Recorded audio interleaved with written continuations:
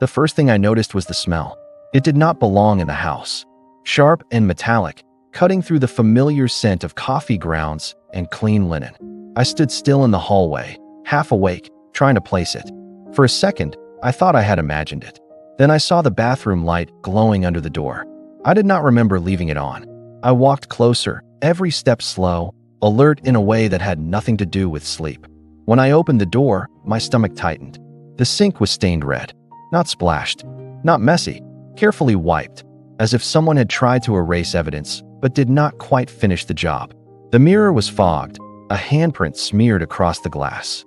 The trash bin overflowed with paper towels, soaked dark and stiff. Blood, a lot of it. I stood there longer than I should have, my mind refusing to catch up with what my eyes already knew. Then I heard a sound from the living room. A low cough. Familiar. I stepped back into the hallway. Ryan was asleep on the couch. My younger brother lay on his side, shoes still on, one arm hanging toward the floor. His jacket was draped over a chair, stiff at the sleeves. His face looked drawn, older than it should have, as if the night had carved something out of him and taken it away. I felt a cold spread through my chest. Ryan had not been here last night. I was sure of it. "Ryan," I said quietly. He did not move. I checked the front door. Locked. No sign of forced entry. I checked the back door. Same.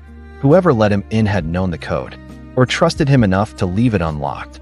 I went back to the couch and nudged his shoulder with my foot. "Ryan." His eyes flew open. For a split second, pure panic filled them. He scrambled upright, breathing hard, scanning the room like a trapped animal. "Marcus," he said. "You're home." "I live here," I replied. "What are you doing in my house?" He ran a hand over his face. His knuckles were raw. Small cuts lined his fingers.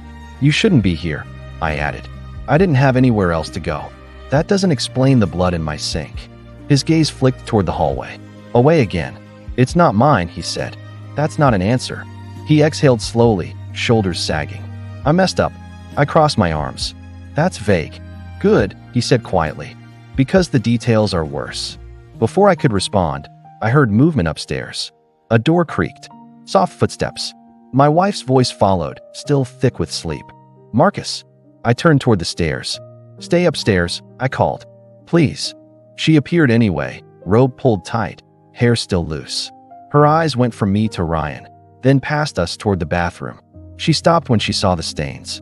"Oh my God," she whispered. Ryan stood, suddenly alert. "I'm sorry." "For what?" she asked. "For bringing this into your house." She looked at me. "What happened?" I did not answer right away. I did not know how. "Ryan," she said, steadier now. "Did you hurt someone?" He swallowed. "I was defending myself." "From who?" He shook his head. "You wouldn't know the name." "That doesn't matter," I said. "What matters is whether the police are looking for you." He hesitated. That was answer enough. I stepped closer. "Are they?" "Yes," he said. "Not yet. But they will be." My wife inhaled sharply. "Marcus." "I know," I said. Ryan's voice dropped. "They followed me last night. I thought I lost them." "They?" I asked. "2 men," he said. "Maybe 3. I didn't wait to count." "Why were they following you?" "Because I owe money." My wife laughed once sharply. "You promised that was over." "I thought it was." "Thought is not the same as true," she snapped. Ryan flinched. "How bad is it?" I asked. He met my eyes. "Bad enough that I don't think they'll stop." A thump came from upstairs. Small footsteps this time. My daughter appeared at the top of the stairs, clutching her stuffed bear. "Daddy," she said. "Why is Uncle Ryan here?" I moved fast. "Hey," I said gently. "Go back to your room." She frowned. "Why is there red stuff in the sink?" My wife froze.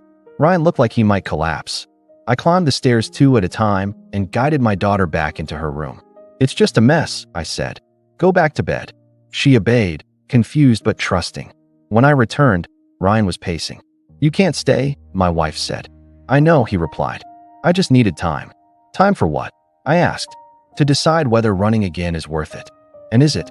I asked. He stopped pacing. No, silence settled over us. "I need your help," he said finally. "Just for today." My wife shook her head. "Marcus, no." I did not answer her. "What happened last night?" I asked Ryan.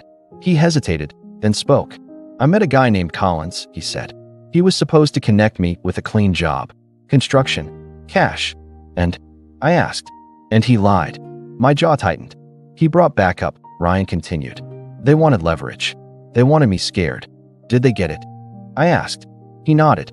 Too much. What did you do? My wife asked. I fought, Ryan said. And I didn't stop fast enough. My chest felt tight.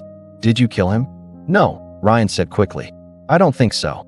You don't think so? My wife repeated. He was breathing when I left, Ryan said. Barely. That was not comforting. A siren wailed faintly in the distance. Ryan stiffened. They're getting closer, he said. My wife looked at me. Marcus, please. I stared at my brother. The same kid I used to walk home from school. The same kid I once pulled out of a fight behind a gas station. He had blood on his hands again. And now it was in my house. Clean yourself up, I said. My wife stared at me. Marcus, go, I said to Ryan. Bathroom. Now. He moved quickly. I turned to my wife. We have a few hours. Maybe less. And then what? She asked. I looked toward the door, then back at her. Then we deal with the consequences, I said. Outside, another siren rose, closer this time. And I knew this was only the beginning. Ryan locked the bathroom door behind him. I heard the shower turn on, the pipes rattling as hot water rushed through them. My wife stood in the kitchen, arms folded tightly across her chest, staring at nothing. You can't protect him from this, she said. I'm not trying to, I replied. I'm protecting us. She shook her head. Those are not the same thing. Before I could answer, my phone buzzed. Unknown number. I stared at it, then silenced it without answering. They already found you, my wife said quietly. Or they're trying. The shower shut off. Ryan emerged minutes later wearing one of my old shirts. His hair was wet, his face pale. He looked smaller somehow, stripped of bravado and excuses. I need to leave, he said, before they bring this here. You already did, my wife snapped. Ryan flinched. I know, and I'm sorry. A loud engine passed slowly outside the house. Too slowly. Tires rolled, then stopped. We froze. Another engine joined it. Ryan's eyes widened. That's them. I moved to the window and pulled the curtain back just enough to see. Two black SUVs sat at the curb, engines idling, no plates on the back. My wife whispered, Marcus. I see them. Ryan's voice shook. They followed me. I grabbed my keys. Get your shoes. You're not going outside, my wife said. I am, I replied. If they want Ryan, they won't hesitate to take him from here. Or worse. What are you going to do? She asked. I didn't answer because I didn't know yet. A door slammed outside. Heavy footsteps approached the house, not rushed, not cautious. Confident. The doorbell rang. Once. I moved toward the door. Marcus, my wife said sharply. I've got this, I said, though my pulse said otherwise. I opened the door halfway. Two men stood on my porch. Both tall, both calm. One smiled like we were neighbors meeting for the first time. Morning, he said. We're looking for Ryan Carter. He doesn't live here, I replied. The man's smile didn't fade. We know. His partner stepped closer. We just want to talk. That's not happening, I said. The smiling man leaned in slightly. Your brother owes money. And respect. He doesn't have either, I said. The smile hardened. Then he'll pay another way.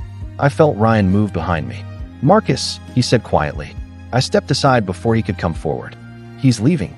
So are we, the man replied. With him? No, I said. The partner's eyes flicked past me into the house. Upstairs.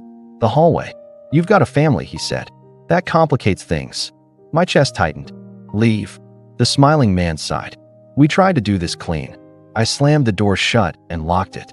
Back door, I said. Now. Ryan moved fast. My wife followed, fear sharp on her face. The crash came seconds later. The front door shuttered under a heavy blow. Marcus, my wife cried. Go, I said. Take the car. Take our daughter. Go to your sister's. What about you? She asked. I'll buy time. Ryan grabbed my arm. This is my mess. And you're still my brother, I said. Move. Another crash. Wood splintered. My wife hesitated, then nodded. She ran upstairs. Ryan stood frozen. Ryan, I snapped. He ran. I grabbed the fireplace poker and positioned myself near the hallway. The door burst open. One of the men stumbled in, surprised to see me waiting. I swung. Hard. The metal connected with his shoulder. He grunted and fell back, crashing into the entry table. The other man rushed in behind him. I swung again. He blocked it, knocking the poker from my hands. We grappled, slammed into the wall. His breath smelled like mint and violence. You shouldn't have interfered, he said. I drove my knee up into his ribs. He gasped. I shoved him back and ran. The back door was already open. Ryan stood by the car, engine running. "Get in," he shouted. I jumped into the passenger seat just as a gunshot shattered the rear window. Glass exploded across the back seat. Ryan floored it. We tore down the street, tires screaming. Another shot cracked the air, then faded. Ryan didn't slow down until we were miles away. He pulled into an empty parking lot and slammed the brakes. His hands shook on the steering wheel. "I never meant for this," he said. "I know," I replied. Sirens wailed in the distance. "Police this time. Real ones. They'll find you," I said. Ryan nodded. "I'm done running." I studied him. The fear was still there, but something else had joined it. Resolve. "I'll turn myself in," he said. "Tell them everything." I thought of the blood in the sink, the shattered door, my daughter's confused eyes. "Do it," I said. He swallowed. "Will you tell Mom?" "I will," I said. He nodded once, then stepped out of the car. I watched him walk toward the flashing lights, shoulders squared, hands visible. When I returned home later, the house felt different. Quieter, heavier. My wife sat at the kitchen table. Our daughter slept upstairs, unaware of how close danger had come. "Is it over?" my wife asked. "For us," I said. "Yes." She reached for my hand. "You did the right thing." I hope she was right. I went into the bathroom and stared at the sink. Clean now. No stains. No trace. But some things don't wash away. Some things stay with you long after the blood is gone.